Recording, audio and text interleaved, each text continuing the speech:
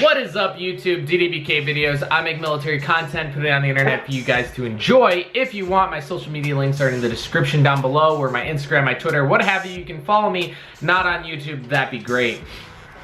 Also, you know, hitting that subscribe button doesn't hurt either. Starting off the new year fresh, it is now officially 2019, and you guys, I have something special for you. The top 5 things you need to do before going to boot camp in 2019. These are key tips you do not want to forget. I highly recommend favoriting this video so you can go back to it like the week before you leave just to make sure you hit all these wickets. So the first and probably most important thing is to learn the DEP Start guide. In the DEP Start guide, you have rank and recognition, terms of terminology, history, general orders, you name it. You want to know that just to have an easier time throughout boot camp, because 1, you're going to have to know it regardless, and 2, if you know it off the bat, you're going to get beat way less. Also, if you're going in as an E1, this is part of the requirements to go from E1 to E2 in boot camp.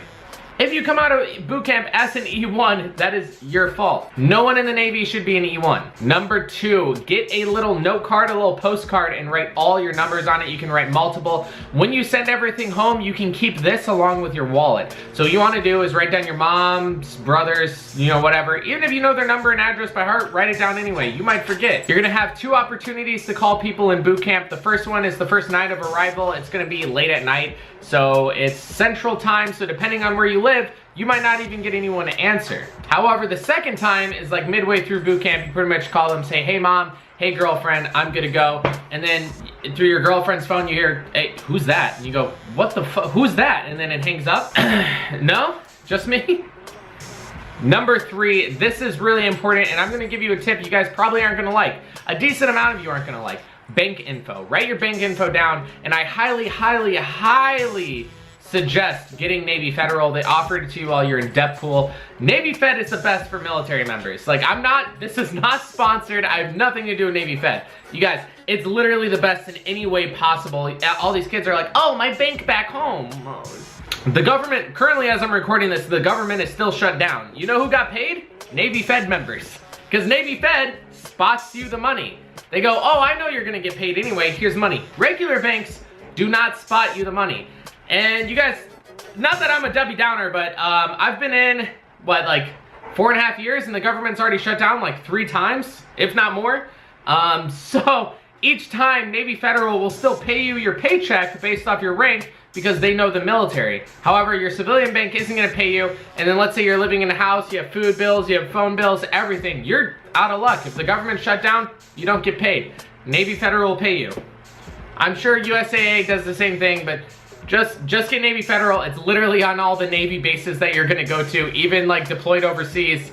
They got Navy Fed. Number 4, this is important depending on what you did in high school. If you were a high school athlete, it's probably not gonna apply to you, but get your PFT scores up. If you're an 18-year-old male and you can't hit 50 push-ups as a minimum, something's wrong. You need to do something, man. You are nowhere near your true potential, all right? There's no way you're plateauing at 20 push-ups. It just means you aren't doing push-ups to get up to 50. If you're an 18-year-old male, honestly, 80 to 100 is probably where you want to be. Along goes with sit-ups, and now I'm a hypocrite for sit-ups because I've never been good at sit-ups, but we're still pulling high sit-ups for the PFT. I just don't like them. And the run time, obviously get it below a 12:30. If you get it below a 12:30, you're good to go. However, once you get to the fleet, those aren't good times, and then you want to get your run time down anyway. Number 5, probably the least important. Probably the least important is have a plan for graduation. If your parents are gonna come to graduation, if you live near the Midwest anyway, this is gonna be easy for you. Because you have to send your phone, anything you bring home with you, and then from boot camp, you immediately get flown to A school. So you don't get a chance to go home and grab your stuff.